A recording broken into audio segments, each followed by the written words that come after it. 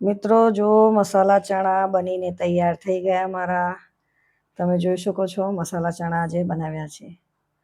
જય શ્રી કૃષ્ણ, રાધે રાધે, જય દ્વારકાધીશ, હર હર મહાદેવ. સ્વાગત છે તમારું મારા નવા બ્લોગમાં.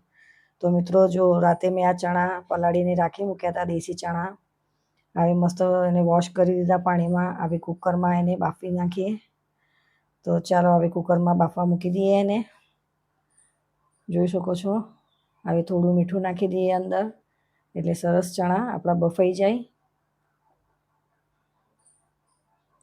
કુકર મૂકી દીધું છે હવે ચણા બાફવા કુકરમાં. ત્યાં લગીને આપણી તૈયારી, 2 ડુંગળી સમારી છે, 1 ટામેટું. અને આ કુકરમાં ચણા બફાય છે ત્યાં લગીને મસાલો એનો તૈયાર કરું. અડધી ચમચી જેટલું હળદર,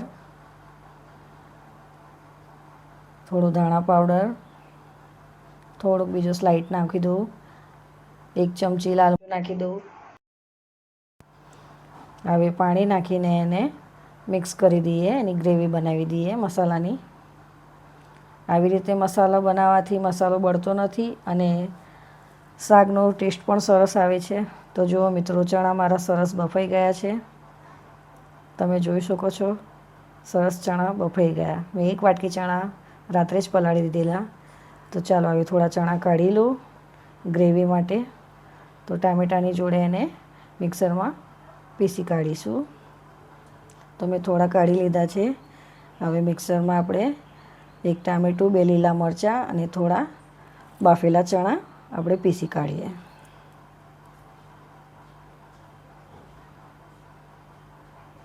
તો જોઈ શકો છો કેવી ગ્રેવી બનીને તૈયાર થઈ ગઈ. ચણા બાફેલા, ટામેટું ને લીલા મરચાં 2.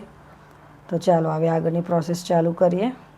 તો મિત્રો અહીંયા તેલ મૂકી દીધું છે ગરમ કરવા. જીરું નાખી દઉં. જીરું શેકાઈ જાય એટલે આપણે ડુંગળી નાખી દઈએ અંદર. તો ડુંગળી હવે નાખી દીધી. હવે ડુંગળીને સરસ આપણે શેકાવા દઈએ તેલમાં. આવી રીતે સરસ શેકાઈ જાય, ડુંગળીનો કલર ચેન્જ થાય પછી આપણે મસાલો ને એવું બધું નાખીશું અંદર. તો જુઓ તમે, 1 ચમચી જેટલું મેં લસણ અને આદુની પેસ્ટ નાખી દીધી છે. અને આપણી ડુંગળી પણ સરસ શેકાઈ ગઈ છે, તેનો કલર તમે જોઈ શકો છો. જો આવી સરસ શેકાઈ જાય પછી આવી અંદર આપણે જે મસાલો તૈયાર કર્યો છે તે મસાલો નાખી દઈએ.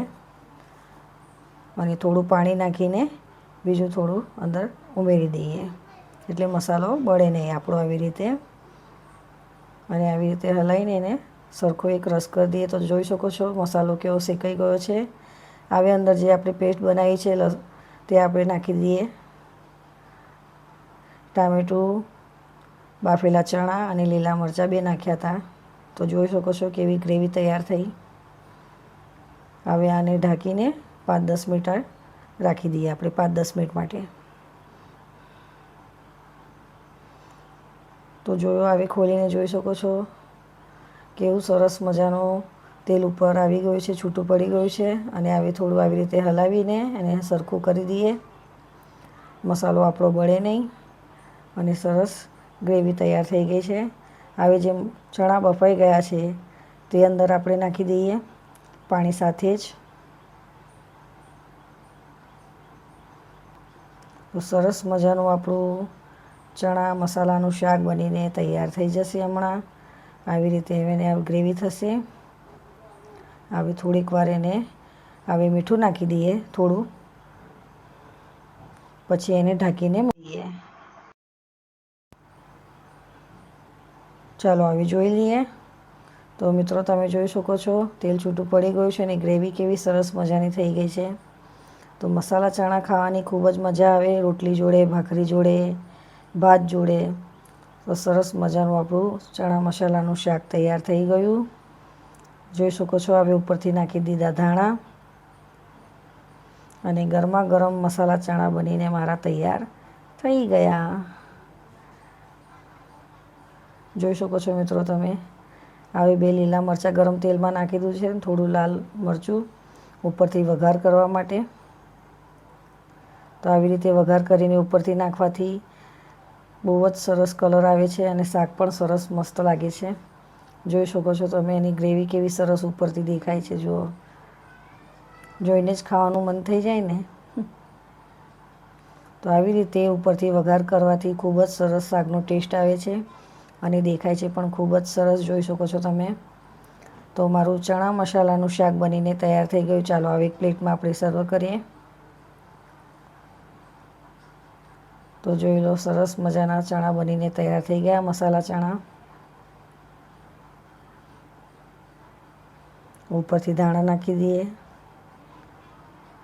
તો સરસ મજાના ચણા મસાલા બનીને મારા તૈયાર થઈ ગયા, જોઈ શકો છો મિત્રો. તો વિડીયો સારો લાગે તો લાઈક કરજો, શેર કરજો અને ચેનલ પર ન હોય તો સબસ્ક્રાઈબ કરવાનું ભૂલતા નહીં. તો સરસ મજાનું શાક બનીને તૈયાર થઈ ગયું, મસાલા ચણાનું. તો મળે નવા બ્લોગમાં. જય શ્રી કૃષ્ણ, રાધે રાધે, જય દ્વારકાધીશ, હર હર મહાદેવ.